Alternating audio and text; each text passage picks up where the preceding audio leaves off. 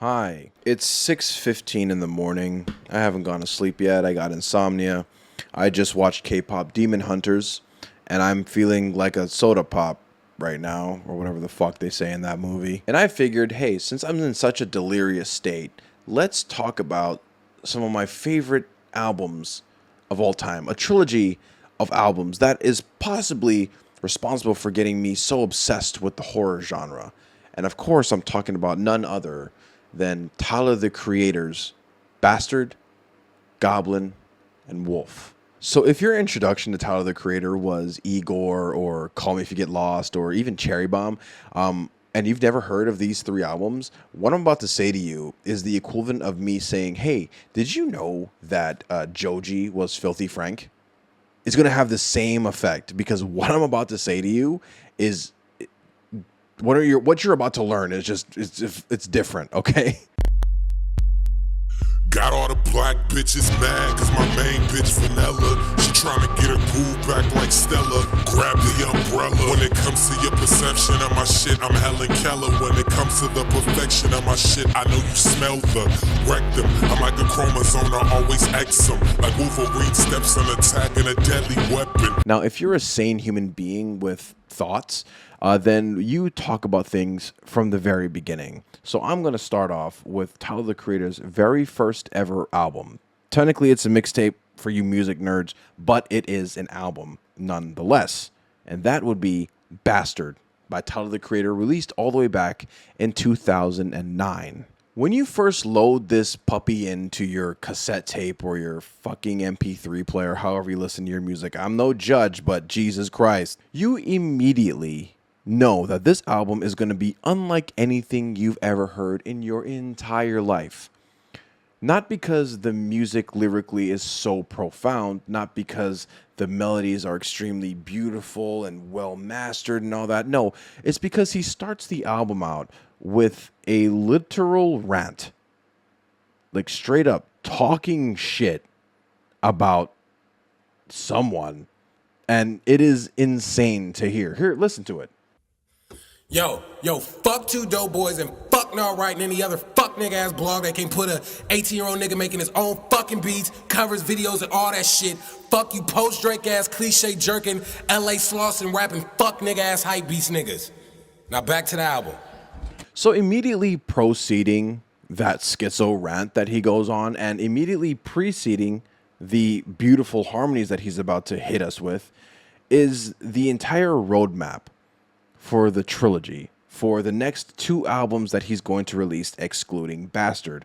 He did this without ever writing Goblin or writing Wolf. He did this knowing that he was about to make three albums that just is him, unfiltered, raw emotion. Tyler, hi, I'm Dr. TC, and I'm guessing that your teacher sent you here to talk because you were misbehaving. It's gonna be 3 sessions, today, tomorrow, and the next day, so just tell me something about yourself. Now, if you don't understand what was just said, let me break it down for you. What he said was he is Dr. TC, and Dr. TC is a therapist. And it's going to be 3 sessions. Today, Bastard, tomorrow, Goblin, and the next day, Wolf. So tell me about yourself. It's a therapy session. And in therapy sessions, people tell you their problems. And that's what these 3 albums are. His unfiltered, unfettered, disturbingly beautiful self. And then he jumps right in to the song, Bastard. This is what the devil plays before he goes to sleep. Some food for thought, this food for death, go ahead and fucking eat. My father's dead, why I don't know, we'll never fucking meet. I cut my wrists and play piano cause I'm so depressed. Somebody called a pastor, this bastard is so possessed. This meeting just begun, nigga, I'm Satan's son.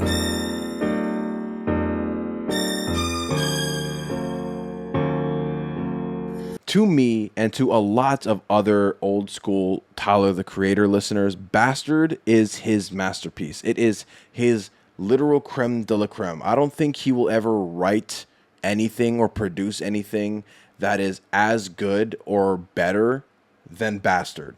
because in this song, the very first song we ever hear from him, he lays it all out on the table. I am not fucking okay. This song is basically just him talking about his life, who he is, what he's been through. And we immediately, one of the first things he says is something that is a theme for the rest of the trilogy. As a matter of fact, it's a theme throughout his entire discography, which is he doesn't know his dad. And even further still, he absolutely hates his dad.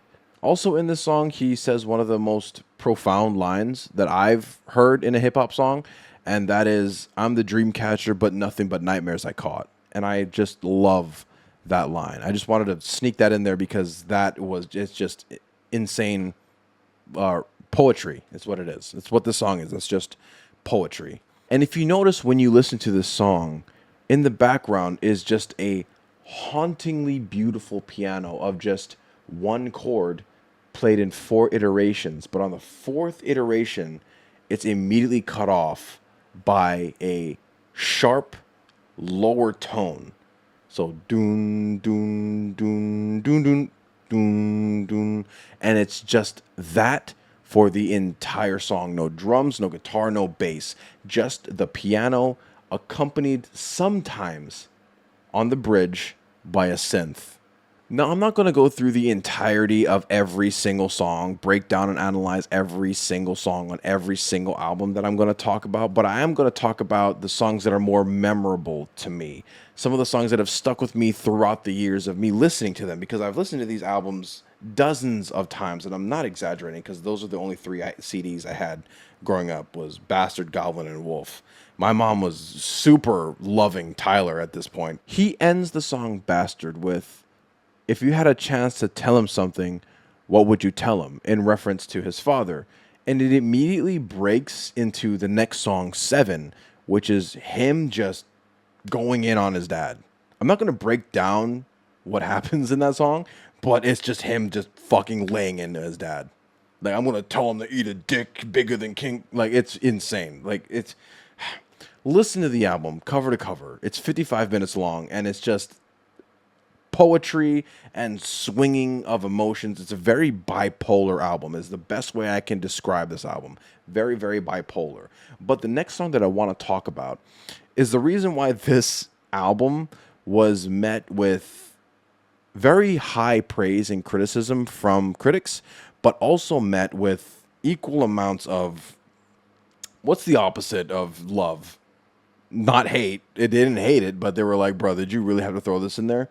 Because this album talks and makes references a lot to murder, mutilation, suicide, and rape.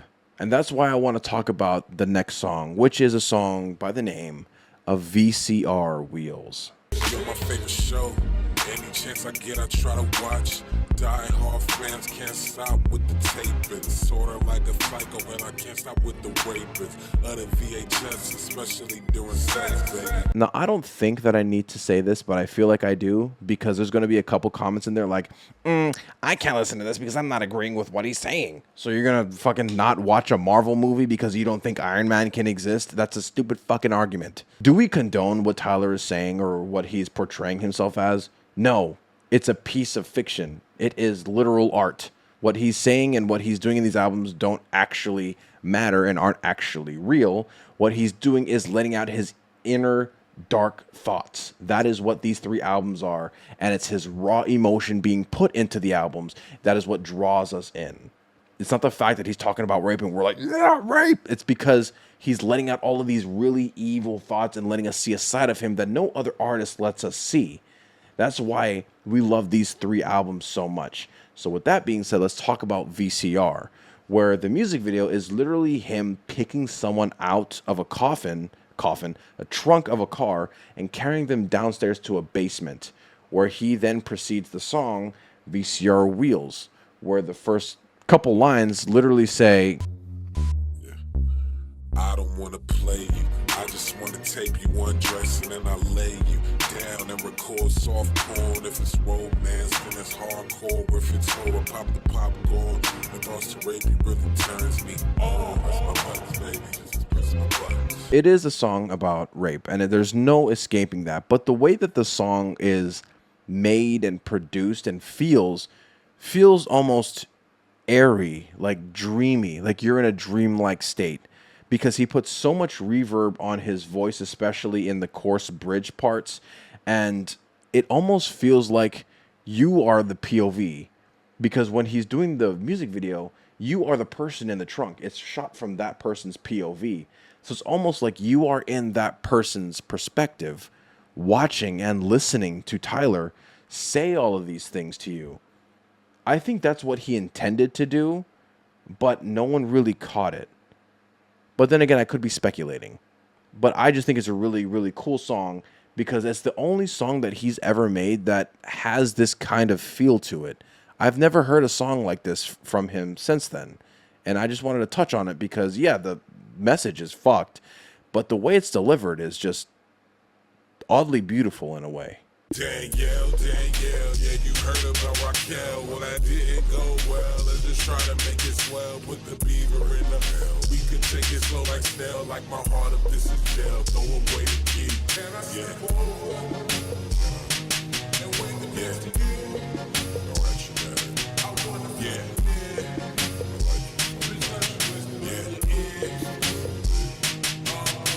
And with that, I want to move on to the very last song on this album. And I know there's a lot of songs that I missed that people are going to be like, why didn't you talk about Seven?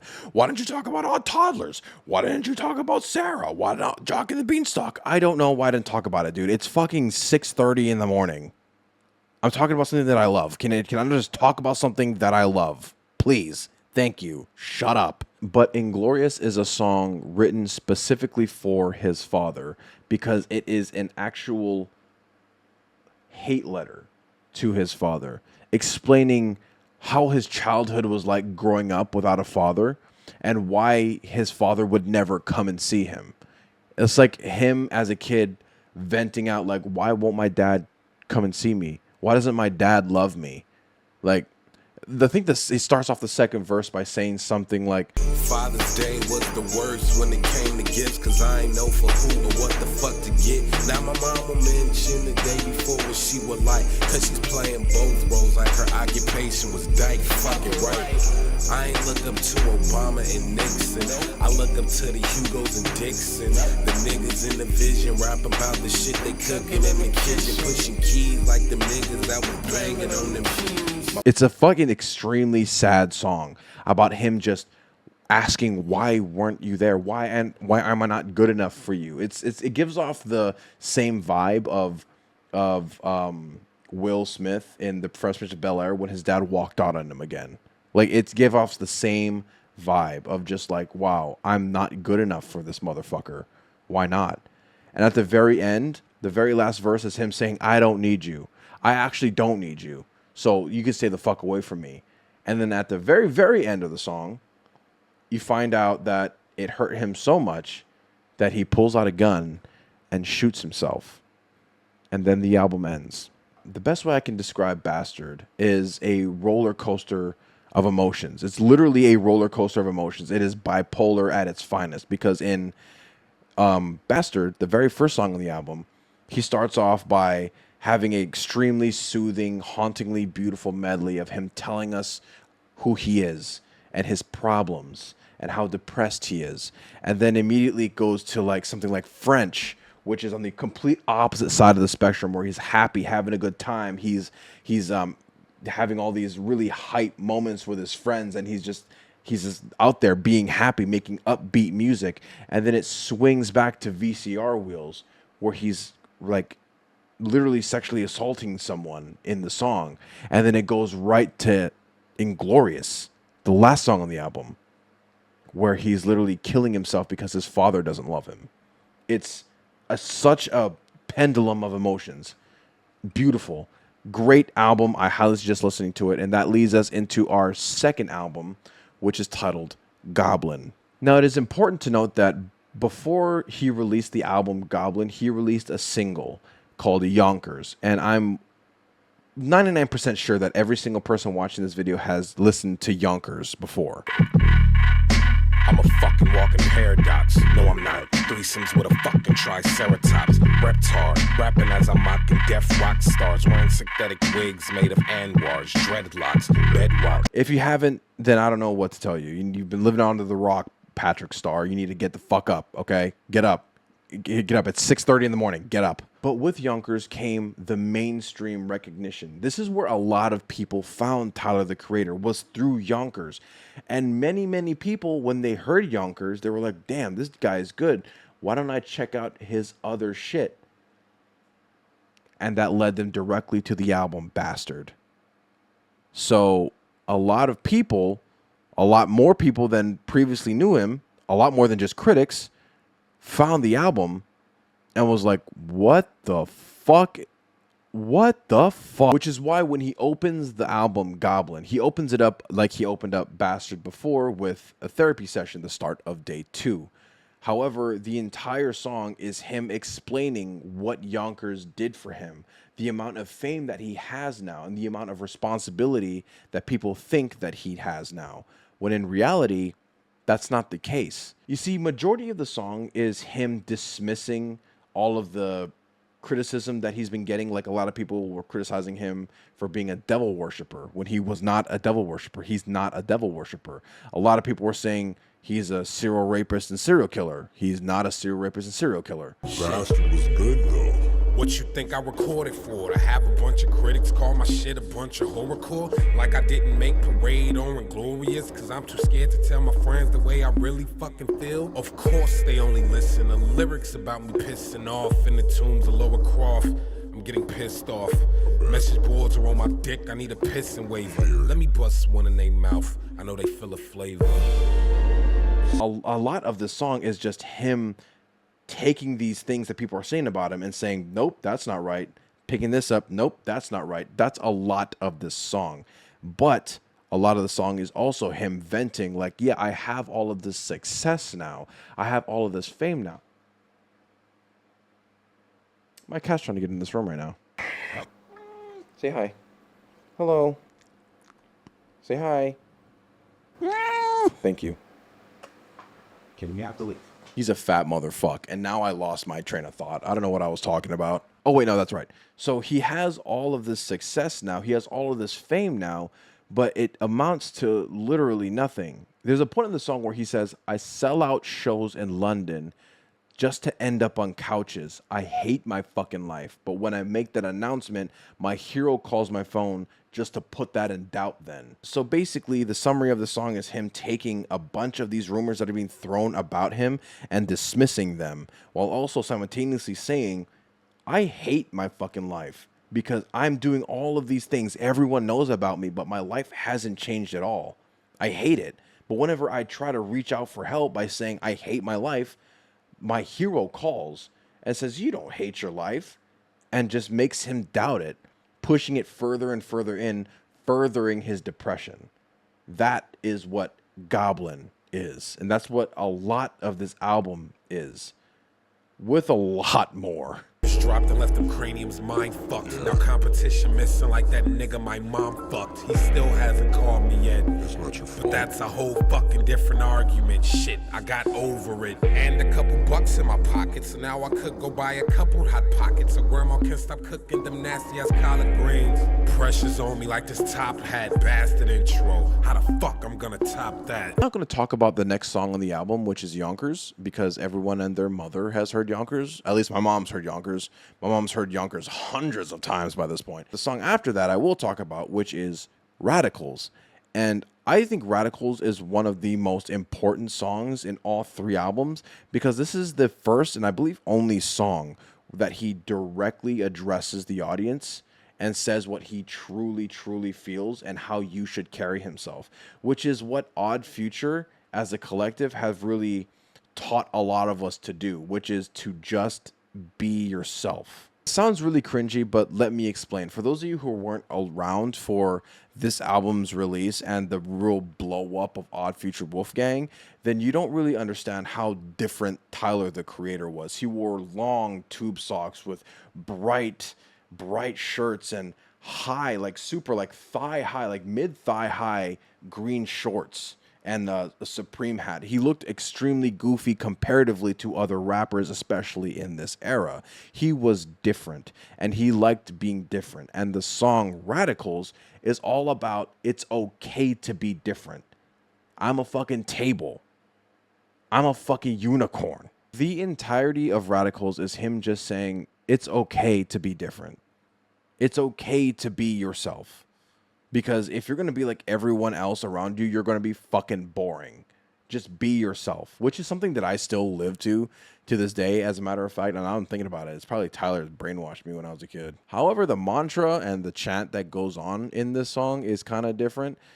Because the mantra of this song is literally, Fuck all your opinions, I'm trying to put a shoestring. And fuck the fat lady, it's over when all the kids sing. Kill people, burn shit, fuck school. Kill people, burn shit, fuck school. Kill people, burn shit, fuck school. Kill people, burn shit, fuck school. he also accompanies that by saying, I'm not saying to go out there and do stupid shit and commit crimes. I'm just saying do what the fuck makes you happy. I'm a fucking unicorn. So I just feel like I needed to talk about Radicals because not everything in these 3 albums is extremely dark. There's also places in this album for him to directly address us and say it's okay to be yourself and kind of really set the standard for what Odd Future Wolfgang as a collective is about. The next song on this album is called She, which again I'm going to skip over. I'm not going to talk about every single song, but She is one of the bigger albums or bigger songs on the album, and I feel like even if you don't think you've heard the song, you've heard the song. The next song I want to talk about is actually my favorite song on the whole album. It's the song that really showcases his lyrical writing ability, his ability to keep a cadence and switch up his flow, and also just shows his ability to rap. And that is the song called Tron Cat.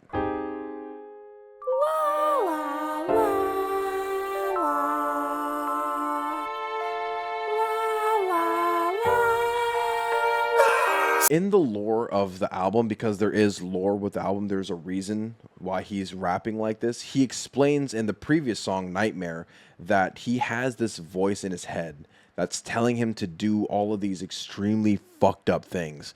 And it has a name, and the name is Tron Cat. And the song Tron Cat is literally just all of his most fucked up thoughts in one song. It is absurd. Duck tape with a dead goose. She run around this motherfucking dungeon, her legs loose, until I accidentally get the saw to her head. Oops. Victim, honey, you're my 5th one. Honey on that topping when I stuff you in my system. Rape a pregnant bitch and tell my friends I had a threesome. You got a fucking death wish, I'm a genie, it'll get done. Nice to meet you, but it's more pleasant to eat you with a leaf of salad and some dressing pouring out a teacup. Bitch, I'm Tyler the Creature. Suck your feet up like a beach of leeches. Rubble more than the fucking bottom of a sneaker. There is no structure to the song. There's no lyrical theme that he's going for. There's no like higher message to this song. It's literally just him rapping about these extremely fucked up things. It's insane. But we're going to move on. I just wanted to talk about that because it's my favorite song because it's just him going off. Like, that's all it is. It's fucking great. The next song I want to talk about is a silly one, but it's extremely important in the ending of this album. It's a song featuring Taco and Jasper. It's called Bitch Suck Dick. I'm not joking. Oh, shit. 3 icy ass niggas from our future doing some crazy shit. Bitch. By the way, we do punch bitches. I'm swagging, bitch. I'm Mike Style. Oh, you mad, bitch, cause I'm laying on the couch. Smoke a blunt, fuck a bitch in the butt, I'm bossing. Don't give a fuck, I'm never on slossing. I'm fly, bitch. I should poke you in your eye, bitch. The song is exactly what it sounds like. It's just them rapping like these fucking idiots. I don't know how else to say, but it's mostly a song about them having fun. Like, it's them just having fun in a song. And at the very end, Tyler says, I'm sorry. This keeps in line and on theme with the depression and bipolar issues that Tyler the Creator has, because he's having an extremely good time rapping with these dudes, but at the very end, he still kills them. I just really needed to include this because it'll come in later on as well. Directly after the song Bitch Suck Dick is a song called Window. And Window is literally a window into the thoughts of his friends. So what it is an intervention staged by Dr. TC with all of his friends. And in the intro, he says, I couldn't find Jasper or Taco, but I have the rest of your friends here.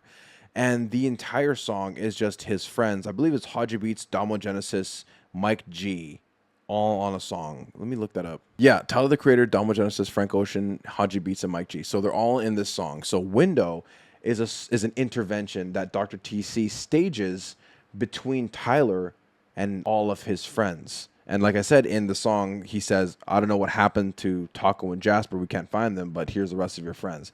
And the song is literally just his friends talking to Tyler, saying like, do you remember when we were out in like New York and we had all of these people with us saying that we changed their lives? Do you remember when we did all these? Remember when we were nobody, and now because of you and us, that we've elevated our group of Odd Future to this level that we never thought was possible just by being ourselves? Do you not remember that? And then Tyler has a part in the song, the last part in the song, where he really explains his head state at the time, and it's not fucking good. Give a fuck, cake. Baby, I should have some. Asshole, have none. How can I wake up on the wrong side of the bed when I don't even fucking have one? When I'm on that stage, I feel important. A whole fucking assortment of children that's taking Ritalin because the teacher said that the therapist wasn't feeling him. You gotta be fucking kidding me. So a lot of his verse is a lot of analogies to him just saying like, I'm so fucking alone. Like even when right now when I'm surrounded by all of you, I'm so alone. I don't have a home. I don't have a dad. I don't have anything. So there's no point in living anymore. And then the song ends by him shooting up the intervention. Fuck. This. Nigga, what the fuck? Nigga, what the fuck are you doing? You just go. Nigga, hold on. Nigga. Hey, Sorry. Nigga, all this shit we've been through, can we just fucking talk about this? Nigga, you just gonna shoot me in my mouth? Sorry. Fuck did I just do? Fuck.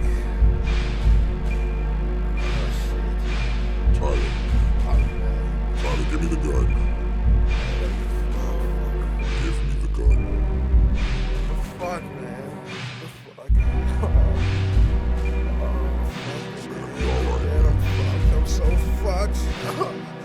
Oh shit. I don't know what the fuck I was thinking, man. I don't. Oh fuck, dude. I gotta hide the fucking bodies.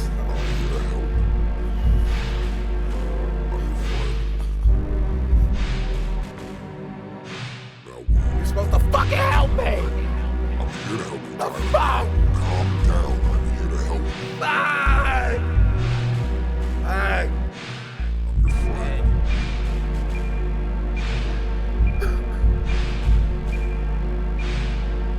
You're in a good space with me. We'll figure all of this out. You don't have to worry about a thing. And then it ends right into a song called AU-79, which is just a instrumental. So it's kind of like that happens, like he murders all of his friends, screams, like the way he screams is so real. Like there's actual pain in his screams and his fucking yelling for help. Like you can tell it's real. It's weird. And then it immediately goes into a really soft instrumental for 3 minutes and 41 seconds, just as instrumental. And then it starts off with the last song on the album, Golden, which is one of the most important songs in all of the trilogy.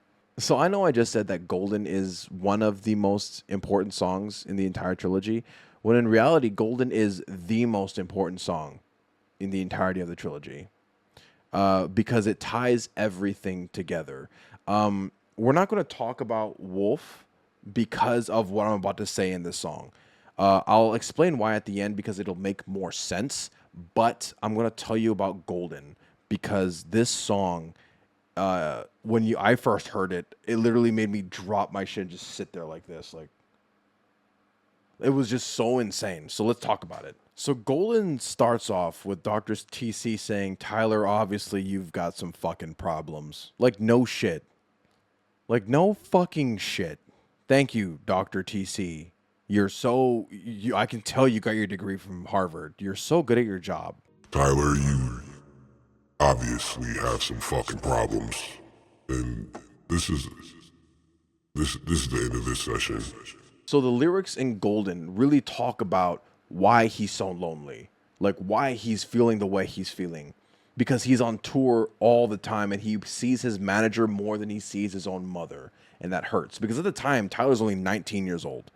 And at one point he says, ending it is all I fucking think about. It's all I fucking think about. Like, he reiterates the fact that all he really thinks about is just killing himself. Mom is getting jealous. I see my manager more than I see her. Before I go on tour, it hurts. Yeah. I miss the days where this is fun, but now it turned into work and getting legal, so I gotta watch the shit that I blurt out. As you should, this shit's My outrageous. friends are turning into opposites because my life is turning into opposite of sloppy wrists. And all the bitches who forgot about me wanna ride my dick harder than the white kids who copy shit. Ending it is all I fucking think about. That's the shit I think about. All alone bawling till my motherfucking eyes bleed. See? So the entirety of the first verse is him really showing appreciation for his mother, and that's primarily the reason why he hasn't taken his own life yet. But the ending of the verse really gives you a sneak peek preview into what the entirety of the two albums we've heard so far are really about. Like, it's not really a therapy session, because as he's rapping, at the very end of the verse, he says, why didn't my mom get that abortion? Probably because her son was morphing into a fucking... And then he starts listing himself as all these insane fucking attributes.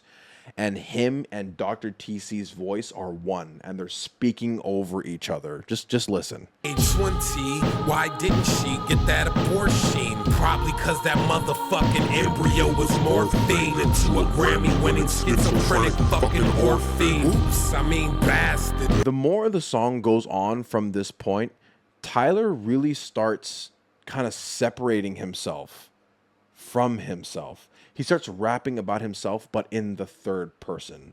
It's hard for me to explain what I mean. He says something extremely interesting right here that's going to foreshadow what happens at the end of the song. Here, just take a listen. Fuck that. Fuck all this shit. You act like I'm not here. You're not. I'm exactly who you're supposed to be talking to. It then cuts to Dr. TC calling in security because Tyler's obviously having an episode of some kind. So he calls in security to kind of hold him down so that he can finish the session. But as he's doing that, Tyler breaks into his third and final verse where he's speaking about himself shooting up the place, like literally going outside and going on a mass killing spree. Because obviously at this point, and as I've alluded to with him talking in the third person, he has completely lost his mind. It isn't him anymore. It's something else entirely that is rapping at this point. It's also during this part of the song where he says my favorite line I've ever heard in a rap song to this day, which is, I got a gat that's full of love and a finger full of hate. Now let opposites attract. What a line. What the hell? And then finally, we get to the very end. And I'm going to let you listen to this without me explaining it anymore. Just listen to the end of this song. I've been asking you this whole time. Get the fuck away from me. Get away from here, motherfucker. Because nobody gave a fuck. Fuck off. Someone gave a fuck, Tyler. And the person I gave a fuck was me.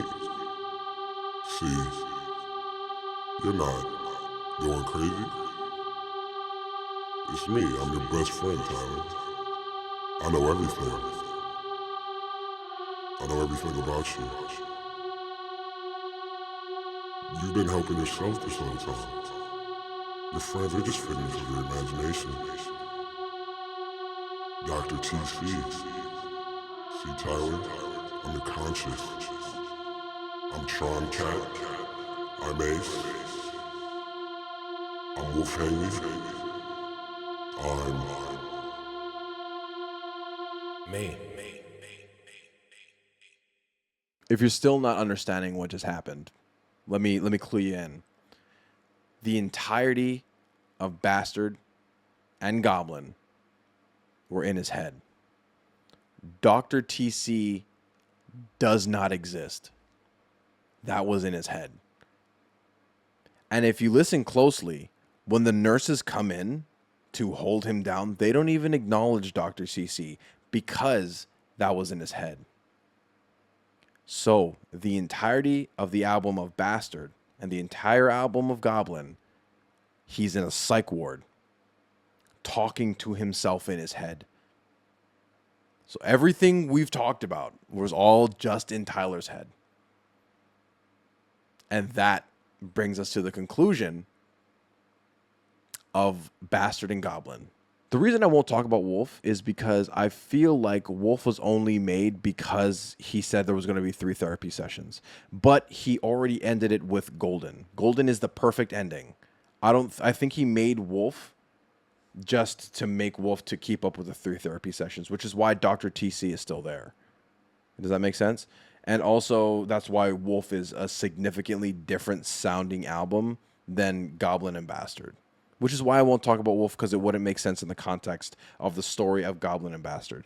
So that will be the end of the video. If you like what I just talked about and you love horror, or you just love listening to some goofy fucking guy on the internet talk about things that he absolutely loves, then you should consider subscribing, because I do this shit quite a lot. I just came back from a pretty long break because my mom was visiting, but I feel good, and I would love to continue doing this.